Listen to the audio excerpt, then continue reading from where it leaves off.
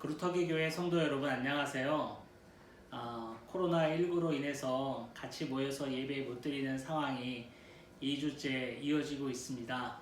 다 같이 만나서 반가운 얼굴 일일이 뵙고 서로 인사 나누면서 예배 드리면 참 좋을 텐데 너무 아쉬워요. 그런 날이 빨리 올 수 있도록 우리 함께 기도해야 되겠습니다. 오늘은요, 창세기 7번째 시간입니다. 지난번 다루었던 내용에 이어서 살펴볼 텐데요. 제목은 진노 중에 임한 은혜입니다. 창세기 3장 9절부터 21절까지가 오늘 본문 내용이 되겠습니다. 긴 내용인데요. 여러분 성경책을 펴놓고 따라오면서 같이 말씀을 들으셨으면 더 좋을 것 같습니다. 창세기 3장 9절부터 21절까지 내용입니다. 지난 시간에 우리는 인류 최초의 남자와 여자가 뱀의 간교에 넘어가서 범죄하는 사건을 살펴보았습니다. 그리고 나서 동산에 거느시는 하나님을 피해 나무 뒤에 숨는 아담의 모습까지 살펴보았죠. 그 뒷이야기가 오늘 이어지게 됩니다. 9절을 보니까 하나님이 아담을 부르십니다. 아담이 8절에서 나무 뒤에 숨었잖아요. 그래서 아담을 부르셔요. 네가 어디 있느냐? 아담아, 네가 어디 있느냐? 이런 식으로 부르신다는 겁니다. 하나님의 소리가 들리자 아담은 더 이상 숨어 있을 수 없다고 생각했나 봐요. 하나님께 모습을 내비치면서 말하기를 내가 벗었으므로 두려워서 숨었습니다. 이런 식으로 얘기를 합니다. 이에 하나님은 다시 아담에게 묻습니다. 누가 너의 벗었음을 네게 알렸느냐? 네가 벗었다는 것을 누가 알려주었느냐? 라고 묻는 것입니다. 우리가 창세기 전에 2장에서 살펴보았지만 최초의 남자와 여자는 서로 벗었지만 벌거벗고 있었지만 벗은 것을 모르고 전혀 부끄럽지 않았다라는 내용을 우리가 살펴보았죠. 그런데 오늘은 어떻습니까? 아담이 벗은 게 부끄러워 하나님을 피한다고 말하고 있습니다. 벗었음을 몰랐던 아담이 갑자기 자신이 벗고 있음을 알게 되었다는 것 그 자체가 뭔가 큰 일이 벌어진 거예요. 쉬운 말로 하면 사달이 난 겁니다. 하나님은 계속해서 묻습니다. 11절을 보니까 하나님이 묻는 거예요. 내가 먹지 말라 명한 그 나무 열매를 네가 먹었느냐? 라고 묻습니다. 아주 전곡을 찌르는 질문입니다. 하나님은 에덴 동산을 창설하시고 그 가운데 남자와 여자를 두시면서 모든 것을 다 허락하셨습니다. 그러나 유일하게 동산 중앙에 있는 두 나무는 먹지 말라고 하나님께서 명령하셨죠. 12절을 보니까 아담이 하나님께 변명을 합니다.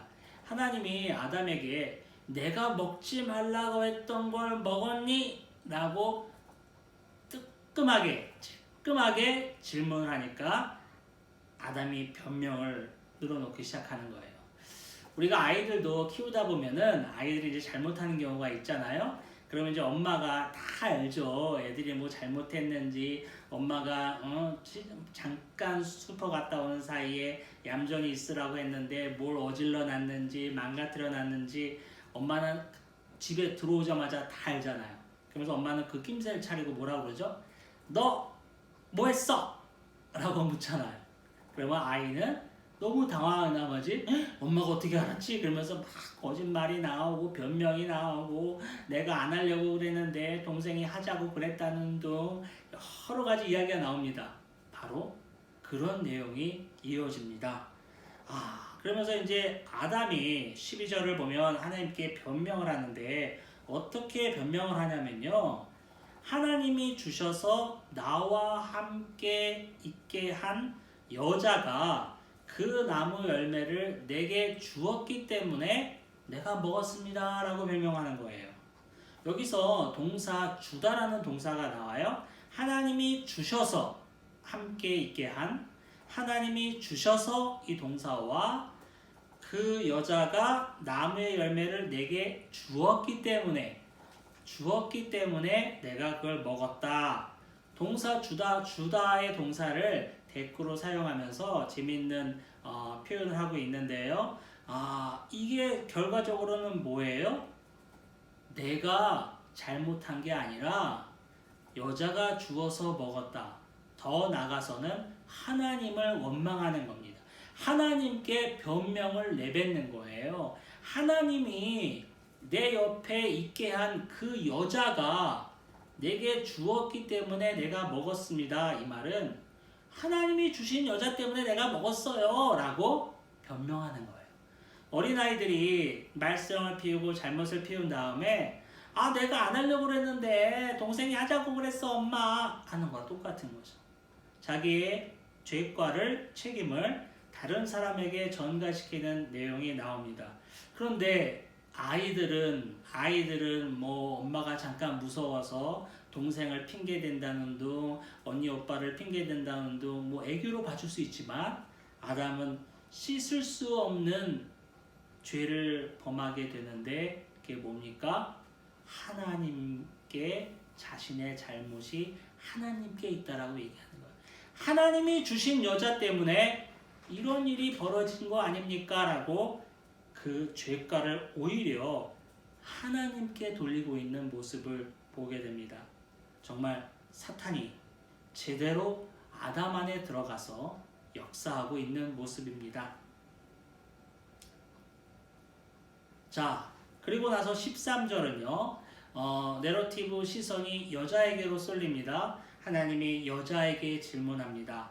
네가 어찌 그랬느냐? 그렇죠? 여자에게 네가 어찌 그랬느냐? 그랬더니만 여자는 또 핑계를 대는데 정말 그 창세기 앞에서 그 아담이 여자를 하나님이 창조하실 때 뭐라고 칭송했죠? 뭐라고 세레나데를 불렀죠? 여자가 너무 마음에 들어서 여자가 너무 좋아서 이는 내 뼈 중에 뼈요 살 중에 살이라고 참 사랑의 고백의 세레나데를 불렀던 그 아담의 여자답게 아담과 똑같이 같은 방식으로 자신의 죄과를 뱀에게 돌립니다. 뱀이 나를 꿰물어 내가 먹었습니다. 그렇죠. 내가 먹고 싶어서 먹은 게 아니라 내가 그 건들고 싶어서 건든 게 아니라 뱀이 나를 꼬셨다. 뱀이 나를 유혹했다. 내가 가만히 있는데 나는 그런 의도가 전혀 없었는데 뱀이 나를 꼬셔서 내가 그걸 먹게 되었습니다라고 자신의 그 죄과를 뱀에게 돌립니다. 자, 여기서 보세요. 저 범죄하는 순서, 죄가 들어오는 순서는 뱀에서 여자에게서 남자로 진행되지만 하나님께 변명하는 순서는 그 역순으로 남자가 여자를 대면서 변명하고 여자가 뱀을 대면서 변명하는 재미있는 현상을 볼 수 있어요. 여러분 아까 9절에서 하나님이 아담을 부르시는 장면 나왔잖아요. 네가 어디 있느냐라는 본문의 내용이 있는데요. 이거는 어딘가 모르게 많이 익숙하지 않습니까? 바로 창세기 4장에 가인이 동생을 죽인 후 첫 번째 살인을 한 후 하나님이 가인에게 던졌던 질문이에요. 네가 어디에 있느냐? 여러분, 인류 최초의 남자와 여자가 왜 범죄를 하게 되었습니까? 왜 하나님이 그만 나무의 열매를 먹게 되었습니까? 지난 시간에 살핀 것처럼 이유는 바로 하나님과 같이 되고 싶었어요. 하나님처럼 되고 싶었어요. 하나님같이 되어서 선악을 알게 하는 지혜를 얻고 싶어서요. 그래서 그 열매를 따먹은 겁니다. 그걸 알고 뱀이 또 적절하게 유혹을 했고요. 여러분, 하나님처럼 되고 싶어서 하나님과 같이 되고 싶어서 이들이 욕심을 내어 범죄함을 저질렀지만 이들은 하나님처럼 되기는커녕 하나님의 임재를 피하는 존재, 하나님이 친히 그 이름을 부르면서 네가 어디 있느냐 부르는 그 부름을 피하는 존재로 전락하고 말았습니다. 그리고 선악을 알게 하는 지혜를 그들이 그토록 갖고 싶었지만 선악을 알게 하는 그 지혜는 둘째치고 뭘 알게 되었죠? 결국 자신들이 벌거벗었음을 아는 지혜를 갖게 되는데 그쳤습니다. 다시 본문으로 돌아가겠습니다. 14절을 보니까요. 내러티브의 시선이 이제 뱀에게 쏠려요. 하나님이 뱀을 질책하는 장면이 나옵니다. 최초의 남자와 여자를 범죄하게 만든 뱀에게 주어진 형벌은 모든 짐승 중에서 가장 큰 저주를 받는 것이었습니다. 배로 땅을 기어 다니며 살아야 되고요. 살아있는 동안 흙을 먹는다는 형벌을 받았습니다. 여러분, 흙을 먹는다라는 표현은요, 미가서와 시편 등에서 표현되고 있는데 인격적인 굴욕을 나타내고 철저한 죽음, 종결을 나타내기도 합니다. 그래서 뱀이 사실은 파충류잖아요. 목사님, 뱀은 흙을 먹지 않잖아요. 뱀은 작은 포유류나 또 쥐 같은 설치류를 먹고 살잖아요. 어떻게 뱀이 흙을 먹습니까? 라고 질문할 수 있는데 여기서 흙을 먹는다는 것은요, 나중에 우리가 뒤에서 살펴볼 내용 중에 또 같이 연결되는데 아담이 흙에서 나와서 흙으로 돌아간다라는 개념이 있어요. 그리고 또 흙이 범죄한 이후에 엉겅퀴와 가시덤불을 내어서 평생 수고하여야 먹을 것을 먹을 수 있다라는 구절이 좀 이따 나오거든요. 이렇듯 흙이라는 것이 범죄 후에 오염되어서 저주의 상징이 되었고 또 죄의 결말이 되었다는 것을 뜻하거든요. 바로 아담이 죄의 결말로 흙을 갈궈야 되고 흙을 경작해야 되고 그래서 소산을 얻어야 되고 결국 영생하지 못하고 죽음을 맛보고 흙으로 돌아간다는 그 흙과 또 오늘 여기서 나오는 뱀이 흙을 먹겠다라는 개념을 같이 연결해서 살펴볼 필요가 있습니다. 자, 15절 내용을 보겠습니다. 여러분 15절 내용은요 매우 중요한 내용이에요. 뭐냐면 우리가 신학적으로 원시복음이라고 내용합니다. 성경에서 처음으로 복음의 내용이 드러났다고 해서 원시복음 또는 원복음이라는 이름이 붙어 있는데요. 자, 계속 네러티브의 시선이 뱀에게 있습니다. 하나님이 계속 뱀에게 선포하시는 내용이에요. 그 내용을 자세히 살펴보겠습니다. 자, 그 내용은 이렇습니다. 뱀의 후손이 여자의 후손과 원수가 된다고 말합니다. 여기서 뱀은 단순히 그 파충류를 낳는 그 동물의 종류를 말하는 것이 아니라 사탄의 총칭이죠. 악의 총칭, 마귀의 총칭을 말합니다. 사탄과 마귀는 여자의 후손과 원수가 된다는 거예요. 그럼 여자의 후손이 뭘까요? 여자의 씨라고 볼 수 있는데 그것은 일반적으로 종교개혁가 루터와 칼빈이 말한 것처럼 일반적으로 인류를 말할 수 있지만 더 나아가 구체적으로 그리스도를 언급한다고 보았습니다. 칼빈은 더 나아가서 모든 만물의 머리 되시는 모든 것을 승리하시게 되실 그리스도를 머리로 둔 교회로도 보게 되었어요. 아무튼 여자의 후손, 여자의 씨라는 표현은 원어로 보면 이제 씨라는 표현을 써서 제가 계속 씨라는 말을 하고 있는데요. 여자의 후손, 여자의 씨라는 표현은 넓게는 뭐 인류 총칭을 볼 수 있겠지만 더 구체적으로 나가면 예수 그리스도를 말한다고 할 수 있어요. 그래서 뱀의 후손이 여자의 후손이 원수가 된다는 것은 마귀와 사탄이 그리스도 예수님과 대적하게 된다는 것을 말하는 것입니다. 자, 그리고 또 어떻게 나왔죠? 그 다음이 중요한데요. 그 다음은 바로 이런 내용이에요. 여자의 후손은 뱀의 머리를 상하게 할 것이고 뱀은 여자의 후손의 발꿈치를 상하게 할 것이라고 표현합니다. 자, 여러분 보세요. 왜 이 창세기 이 본문에서 사탄을 뱀으로 칭했는지 그 이유가 여기서도 좀 드러나는 것 같아요. 자, 보세요. 여자의 후손이 뱀의 머리를 상하게 하고 뱀은 여자의 후손의 발꿈치를 상하게 한다는 표현은 우리 뱀의 활동과 생태를 자세히 한번 살펴봐야 합니다.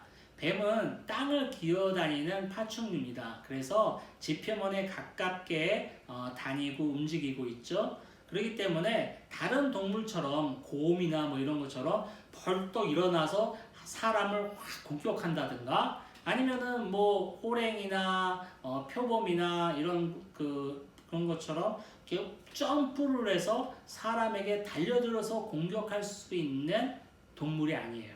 그렇죠? 지표면 가까이에서 움직일 수밖에 없는 생태를 가지고 있잖아요. 그러니까 뱀이 아무리 공격을 해봤자 사람의 발꿈치나 발목, 다리 등을 상하게 할 뿐이라는 거예요. 그 뱀의 생태를 봤을 때. 그러나 여자의 우선 사람 그리스도는 어떻습니까? 땅을 딛고 서 있는 존재로서 땅을 기어다니는 뱀의 머리를 짓밟을 수 있죠. 짓누길 수 있죠. 이런 표현이 바로 뱀의 생태와 연관되어서 이렇게 쓰인 것 같아요. 그렇게 생각하면 조금 재밌죠. 아무튼 발꿈치만 상하게 한다는 것은 그것을 죽일 만큼 치명적인 상처를 입히지 못합니다. 하지만 여자의 후손이 뱀의 머리를 상하게 한다는 것은 머리를 상하게 한다는 것은 어떻게 되는 거예요?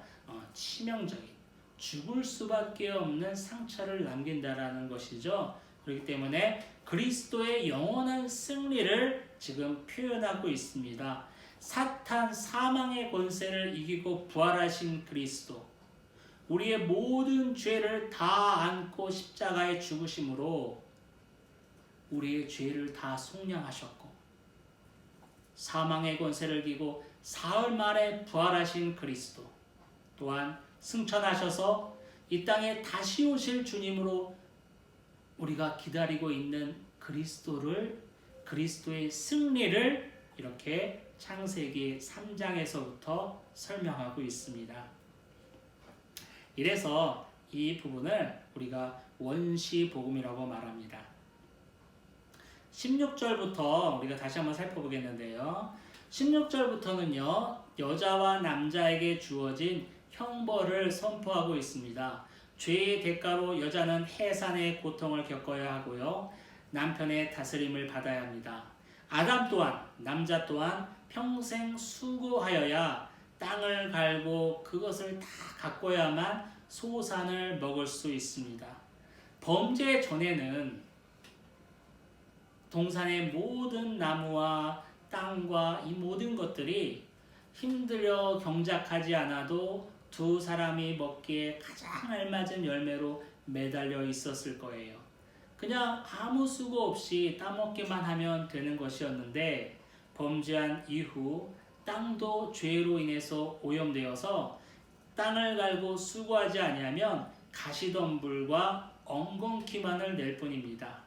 여러분 시골에서 농사를 짓는 할머니들을 볼 때 할머니들이 이제 수시로 밭에 나가서 김을 매잖아요. 김을 맨다는 건 뭡니까? 풀을 뽑고 땅을 뒤엎는 일이에요. 잡초를 뽑아야 양분이 잡초에게 뺏기지 않고 또 땅을 가끔씩 갈아 뒤엎어줘야 땅도 숨을 쉬고 소출을 많이 낼 수 있으니까요. 그런 걸 하지 않으면 하루만 이틀만 하지 않으면 여름철 날에는요 풀이 눈 깜짝할 사이에 하루 만에 엄청 자라 있습니다. 엉겅퀴를 낸다는 거예요. 가시덤불을 낸다는 거예요. 가만히 둔 땅은 소출을 낼 수 없다라는 거예요. 바로 우리 인류에게 남자에게 주어진 하나님의 형벌입니다. 자, 19절을 보겠습니다. 19절을 보니까 여기서 어떤 표현이 있냐면 아담은 흙으로 돌아갈 때까지 얼굴에 땀을 흘려야 먹을 것을 먹을 수 있다라고 하나님이 선포합니다. 그리고 흙으로 만들어진 아담은 흙으로 돌아갑니다. 여러분, 히브리어로 땅은 아다마라고 합니다. 아다마라고 해서 흙으로 만들어진 아담이 바로 그 이름에서 유래되었습니다. 우리 인생은 흙에서 왔다 흙으로 돌아간다는 우리의 옛 경어도 있죠. 우리 옛 선조들은 성경의 내용도 몰랐을 텐데 어떻게 이런 성경적인 격언을 만들었는지 모르겠습니다. 그렇죠. 우리 인류는 흙으로 만들어졌고 또 죽은 후에 흙으로 돌아가게 되어 있습니다. 우리가 범죄하지 아니했다면, 인류 최초의 남자와 여자가 범죄하지 아니했다면 영원한 생명을 누리면서 복락을 누리면서 동산에서 살았을 텐데, 범죄 이후 우리는 죽을 수밖에 없는 존재가 되었고 죽고 난 다음에는 흙으로 돌아가는 존재가 되었습니다. 20절 보겠습니다. 20절 보니까 아담은요, 아내의 이름을 저주는 장면이 나와요. 아담이 우리가 앞에서 살펴본 것처럼 모든 짐승과 동물의 이름을 다 지었잖아요. 여러분, 제가 뭐라고 그랬습니까? 그때 설명할 때 이름은 단순히 이름에 그치지 않아요. 그 이름은 그 대상의 전 존재를 내포하고 있고 그 대상의 전 인격과 역사를 내포하고 있는 내용이 바로 이름이다라는 말을 했습니다. 그래서 이름은 그렇게 쉽게 만들어지는 것이 아니고 그것을 완전히 이해해야만, 그 대상을 완전히 이해한 상태여야만 이름을 지을 수 있다고 했어요. 그래서 아담이 동물의 이름들을 지을 때 그것은 아담의 뛰어난 지혜를 나타내는 표현이기도 하다고 제가 설명드렸죠. 3장에서는 아담이 하나님이 주셔서 같이 있게 한 여자의 이름을 짓는데 그 이름을 하와라고 지었습니다. 하와는 모든 산자의 어머니라는 뜻입니다. 이 여자 하와를 통해서 모든 인류가 번성하기 때문입니다. 그리고 이 여자의 몸을 통해 모든 세대가 태어날 것임을 전망하는 아담의 믿음에 대한 헌사라고도 할 수 있습니다. 아담은 이름 짓는 게 큰 능력인 것 같아요. 사실 이름 짓는 게 쉽지 않은데, 그쵸? 자, 우리 인류의 범죄 전과 범죄 후는 비교할 수 없을 만큼 큰 변화가 있었습니다. 완전히 패러다임이 바뀌었다고 본 것이 맞습니다.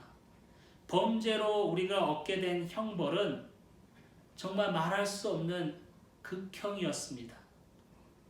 아담과 하와는 하루아침에 세상에서 가장 불쌍한 존재가 되었습니다.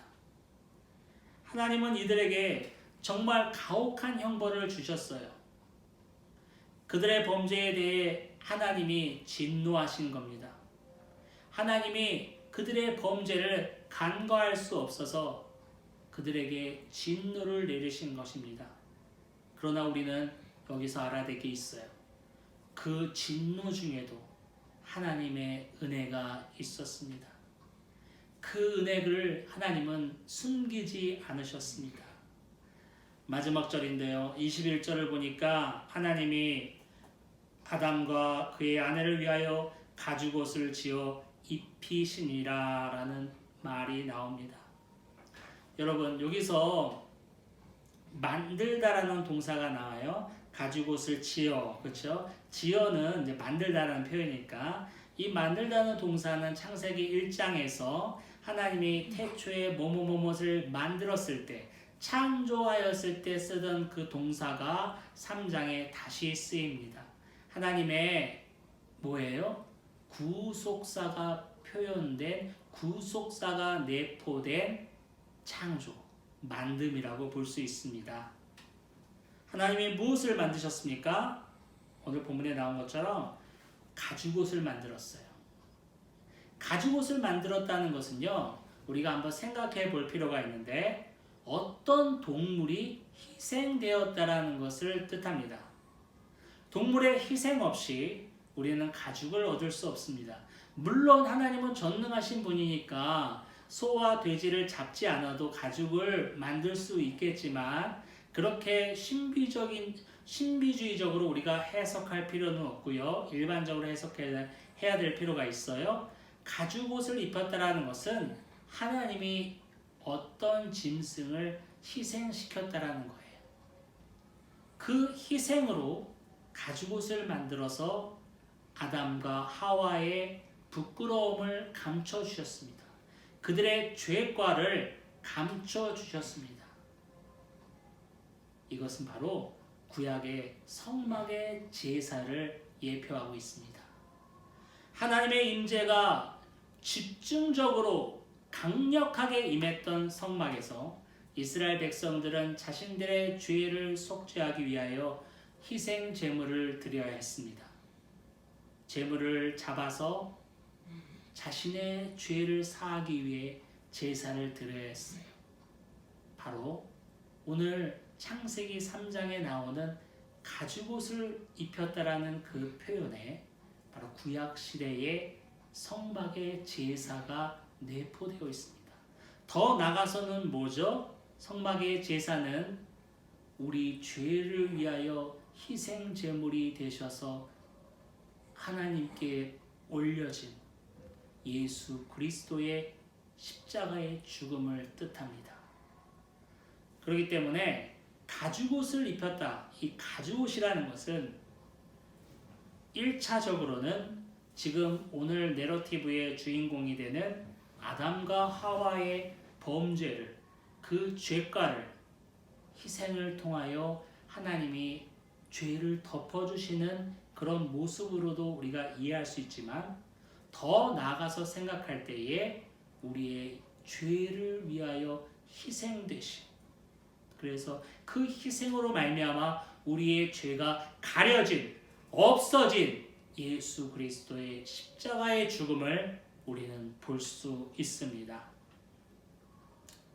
여러분, 성경은 처음부터 끝까지 계속해서 말하고 있는 것이 있어요.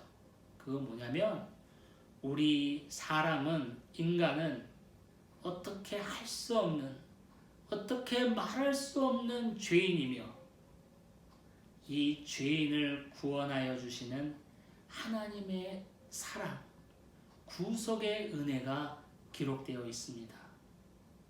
오늘 본문은 여기까지입니다. 사랑하는 그루터기 교회의 성도 여러분, 오늘 본문을 통해서 우리가 적용할 점을 한번 살펴보고자 합니다. 그거는 뭘까요? 바로 가죽옷을 입히신 하나님의 은혜입니다. 진노 중에도 잊지 않으시는 하나님의 은혜입니다. 우리는 죄로 인해 죽을 수밖에 없었고 날마다 죄를 짓고 살아가는 연약한 존재이지만 이 가운데서도 하나님은 우리를 질책하시고 진노하시기도 하지만 그 은혜를 감추지 않으신다는 겁니다.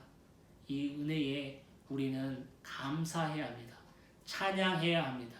하나님이 우리를 사랑하셔서 구속하기로 작정하신 그 은혜가 창세기 초반부터 이렇게 나와 있습니다.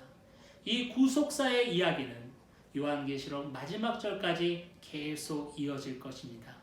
오늘 본문을 통해서 저와 여러분은 다시 한번 구속의 은혜에 감사하길 원합니다. 그렇지, 나는 씻을 수 없는 죄인이었지. 나는 어떻게 헤어날 수 없는 죄인이었지. 그렇지만 이 죄를 위하여 그리스도께서 희생되심으로 아담과 하와에게 가죽옷을 입히신 것처럼 우리의 죄, 나의 죄와 수치를 가려주신, 덮어주신 그리스도의 은혜에 감사하며 하루하루 살아가는 저와 여러분이 되기를 간절히 소원합니다.